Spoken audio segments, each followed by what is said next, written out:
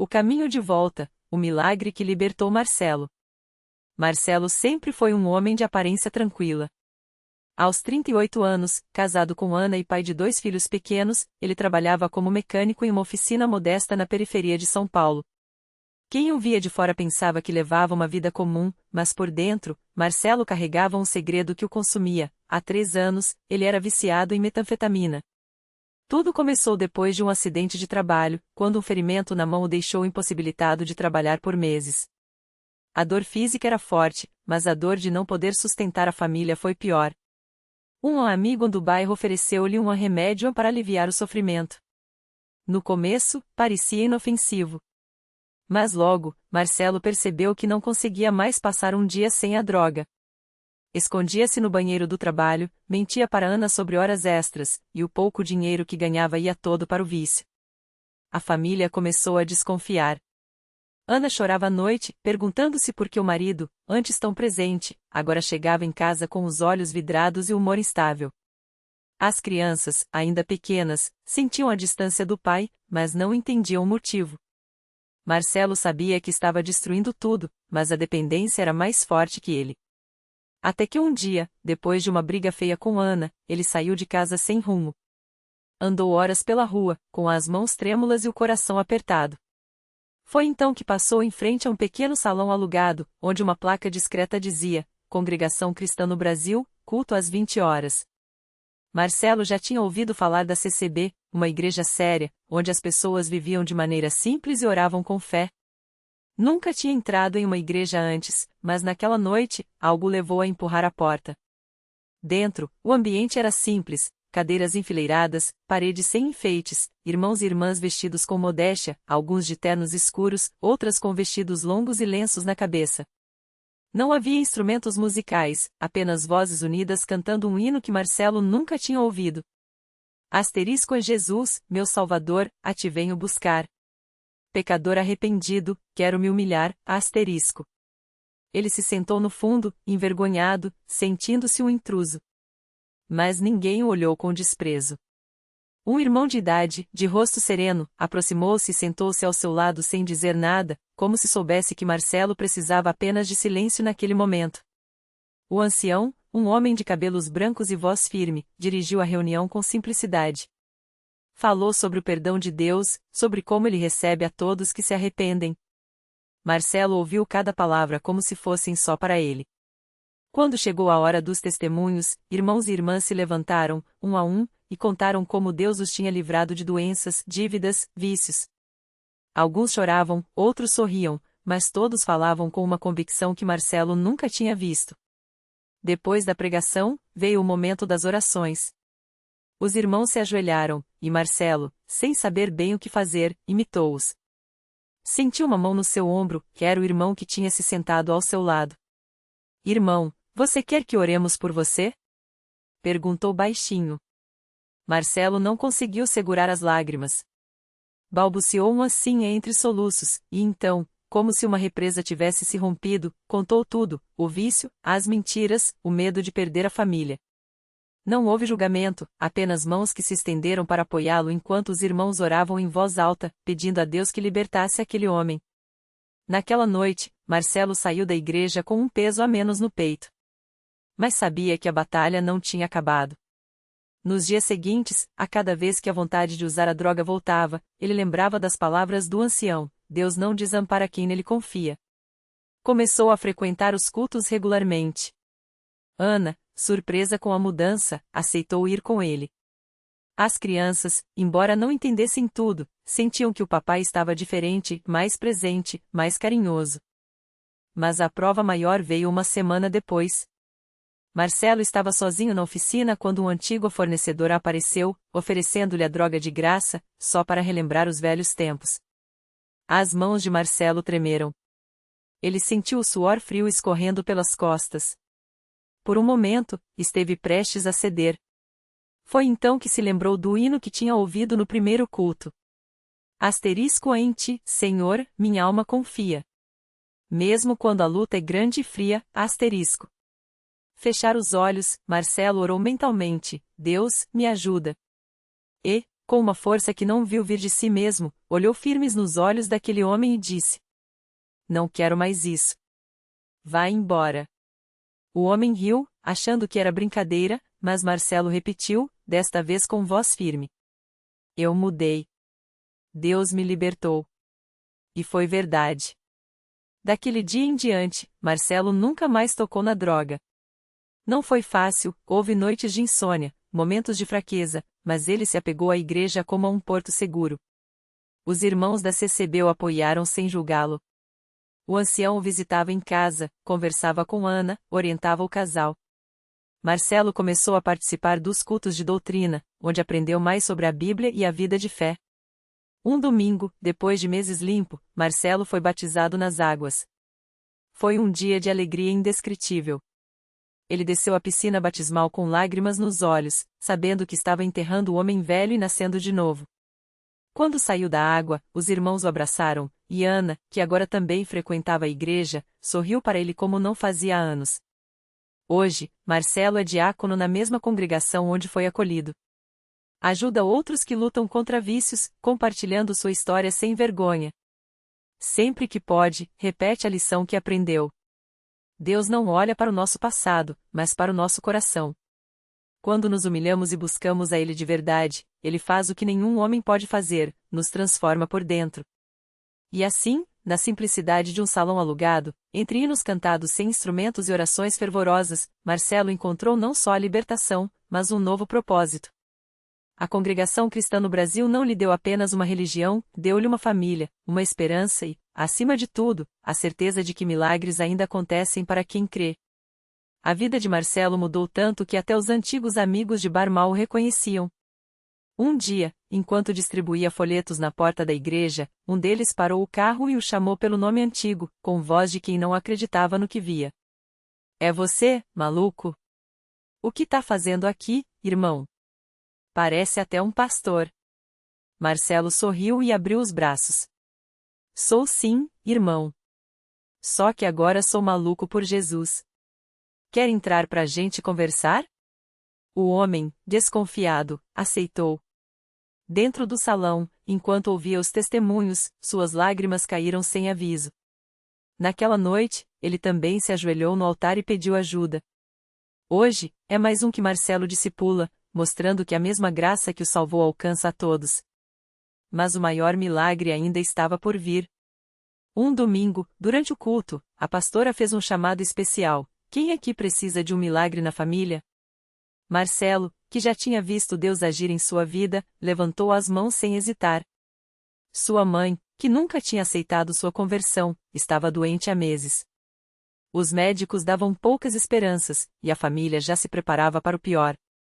Senhor, o Senhor já me libertou, já me deu uma nova vida, mas peço por minha mãe. Mostra para ela que o Senhor é real, orou Marcelo, com lágrimas nos olhos. Naquela mesma semana, enquanto ele e Ana visitavam a mãe no hospital, algo inesperado aconteceu.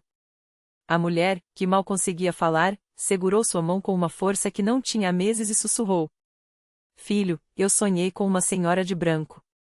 Ela disse que eu ia melhorar. E que era para eu ir na sua igreja. Marcelo não conseguiu segurar a emoção. Sabia que não era coincidência. No domingo seguinte, mesmo fraca, sua mãe foi levada à igreja. Quando a pastora orou por ela, algo mudou. Não foi instantâneo, mas dia após dia, ela foi recuperando as forças. Os exames começaram a surpreender os médicos. Em 3 meses, estava de pé, louvando a Deus no mesmo lugar onde seu filho havia sido libertado. Hoje, a mãe de Marcelo é uma das mais fervorosas da congregação. Sempre que pode, ela repete para os novos: Eu vi o poder de Deus com meus próprios olhos. Se ele mudou a minha vida e a do meu filho, pode mudar a de vocês também. E assim, o ciclo continua. Marcelo, que já foi um homem quebrado, agora vê sua família restaurada. Ana, que quase desistiu do casamento, hoje serve ao lado do marido no trabalho com dependentes químicos. Juntos, eles mostram que a igreja não é só um lugar de pregações, mas um hospital de almas, onde Deus ainda opera milagres para quem tem fé. Porque no fim, a maior prova de que Deus é real não está nos livros, nem nos sermões, mas nas vidas transformadas. E a história de Marcelo é só mais uma entre milhares que comprovam: quando Deus entra na vida de uma pessoa, nada fica igual.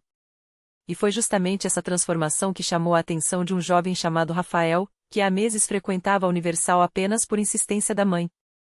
Ele chegava sempre com o coração pesado, os olhos baixos e uma dor que parecia não ter cura. Rafael tinha perdido o emprego, a namorada o deixará depois de descobrir sua dependência em jogos de azar, e as dívidas se acumulavam como uma montanha sem fim. Não tem jeito para mim, ele repetia para si mesmo, enquanto ouvia os testemunhos na igreja como se fossem histórias de outro mundo. Até o dia em que Marcelo, agora um obreiro dedicado, se aproximou dele após um culto. Não foi com palavras bonitas ou promessas vazias, mas com uma simplicidade que só quem já esteve no fundo do poço pode ter. Eu já estive onde você está, irmão. Já achei que não tinha mais saída. Mas Deus não desistiu de mim, e não vai desistir de você.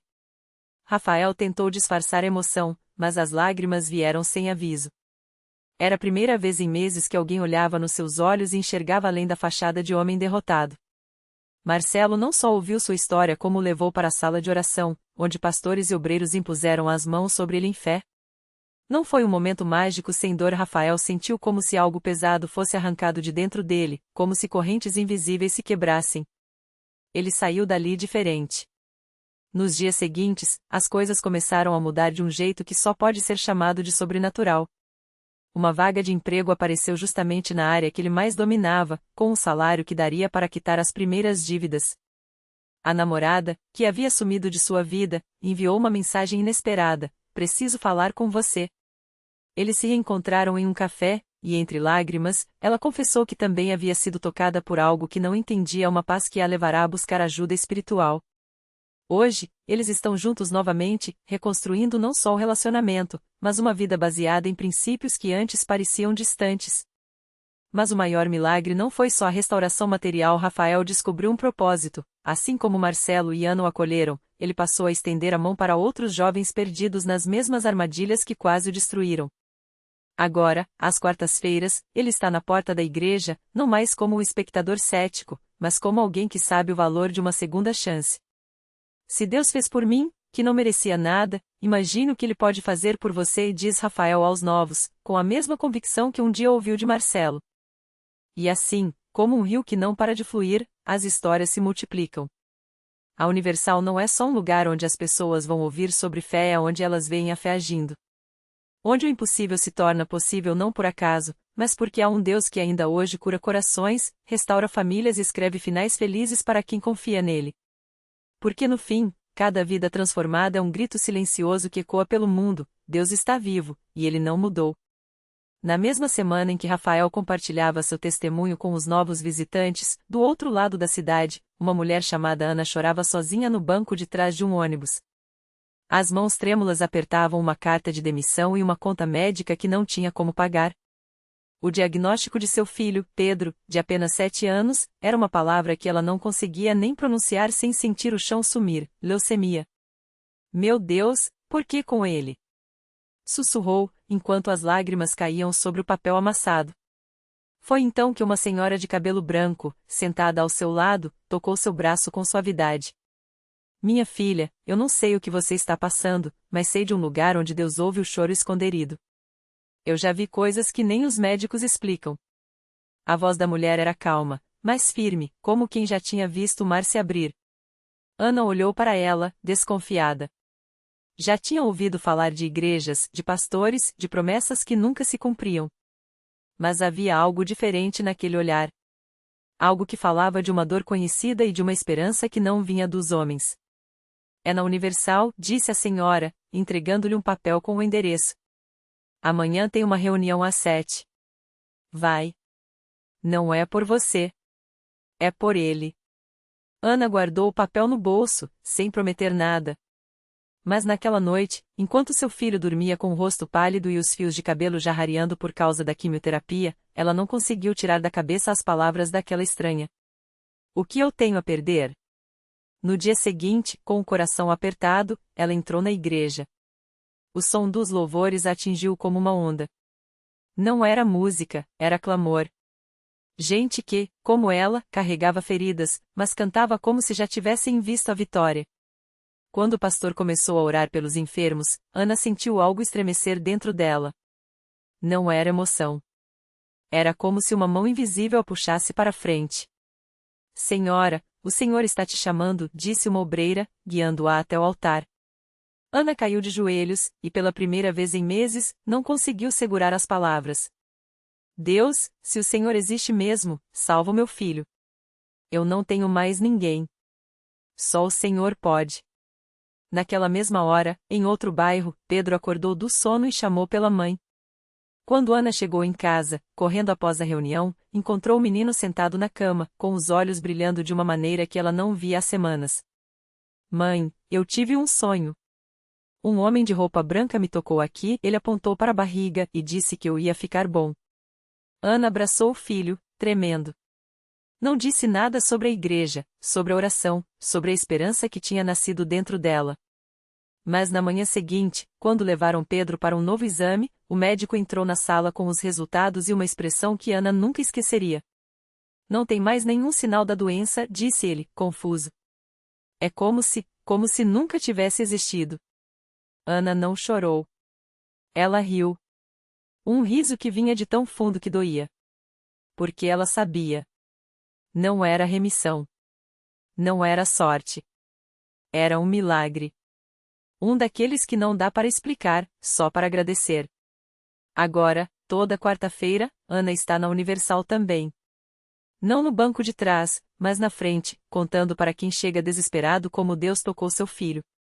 E Pedro? Corre pelos corredores da igreja, saudável, distribuindo abraços e dizendo para todo mundo: Jesus me curou. E ele pode curar você também. Porque a fé não é só uma história que se conta. É uma história que se vive. E na Universal, ela ganha endereço, rosto e nome.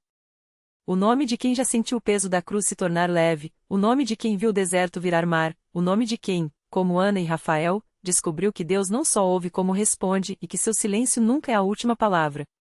E foi assim que a vida da família mudou para sempre.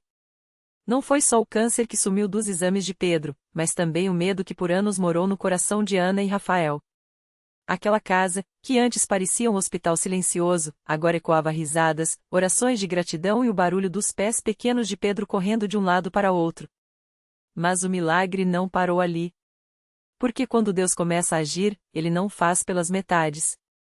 Um dia, enquanto Ana testemunhava na igreja, uma mulher chamada Marisa se aproximou chorando. Ela segurava uma foto de seu filho, Lucas, de apenas 7 anos, internado há meses com uma doença rara que os médicos não conseguiam nem nomear direito. Eles disseram que não tem jeito, ela gaguejou, mostrando os olhos inchados de tanto chorar. Ana olhou para aquela foto, viu o rosto pálido do menino e sentiu algo arder dentro dela. Não era pena. Era memória. Memória de quando ela mesma esteve ali, com as mãos trêmulas e a fé como o único remédio. Venha comigo, Ana disse, pegando a mão de Marisa com firmeza. E levou ela até o altar. Naquela noite, o pastor orou por Lucas como se estivesse lutando contra algo visível.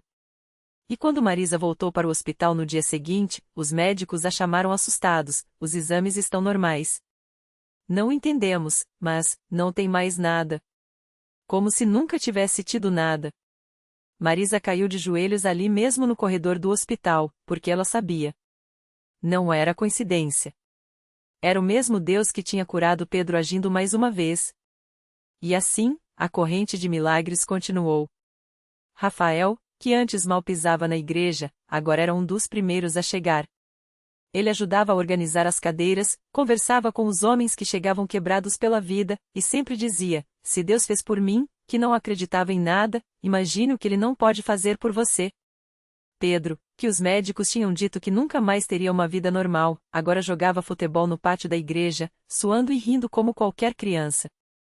E toda vez que alguém novo chegava com um problema, ele corria para abraçar e dizer: Deus é bom. Ele me curou, e vai curar você também. Um domingo, uma família inteira entrou na Universal arrastando um rapaz em uma cadeira de rodas. Era Vitor, de 19 anos, paralisado depois de um acidente de carro. Os pais olhavam para todos com esperança e desespero ao mesmo tempo. Ana se aproximou, colocou a mão no ombro da mãe de Vitor e sussurrou: Deus não muda. O que ele fez por Pedro, por Lucas, ele pode fazer por seu filho. Naquele dia, o pastor não só orou, mas pediu que todos na igreja estendessem as mãos para Vitor. E então, algo aconteceu. Primeiro, um formigamento nas pernas. Depois, um tremor. Até que, aos poucos, Vitor começou a mexer os dedos dos pés. A igreja inteira gritou. Os pais dele caíram no chão. E quando Vitor, com lágrimas nos olhos, se levantou sozinho pela primeira vez em 2 anos, não teve um olho seco naquele lugar. Porque na Universal, os milagres não são lendas.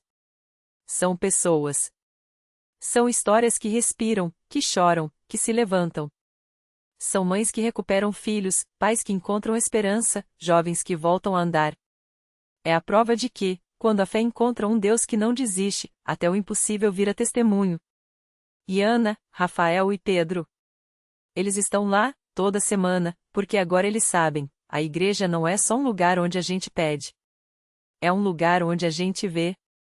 Vê Deus agindo, vê vidas mudando, vê o sobrenatural se tornando real. Porque milagre não é só uma palavra bonita. Milagre é Pedro correndo, é Lucas brincando, é Vitor andando. Milagre é Deus escrevendo histórias onde o mundo só via fim. E na Universal, essas histórias não param. Elas só começam. E o milagre se completou. Pedro, que por anos arrastou os pés em cadeiras de rodas, agora corre pelo corredor da igreja, os braços abertos como asas, enquanto a mãe, Ana, chora sem conseguir segurar as lágrimas. Filho, você está andando, ela grita, e o abraço dos dois é tão forte que parece costurar de volta cada pedaço de dor que já viveram. Ao lado, Rafael, o pai que quase perdeu a fé quando os médicos disseram nunca mais, ajoelha-se no chão, não de desespero, mas de gratidão. Senhor, o Senhor não mentiu, murmura, com a voz quebrada. E então vem Lucas, o menino que os médicos desistiram de operar, cujos olhos antes vazios agora brilham enquanto ele ri, pulando nos braços do pai. Papai, eu vi Jesus no meu sonho. Ele disse que eu ia ficar bom.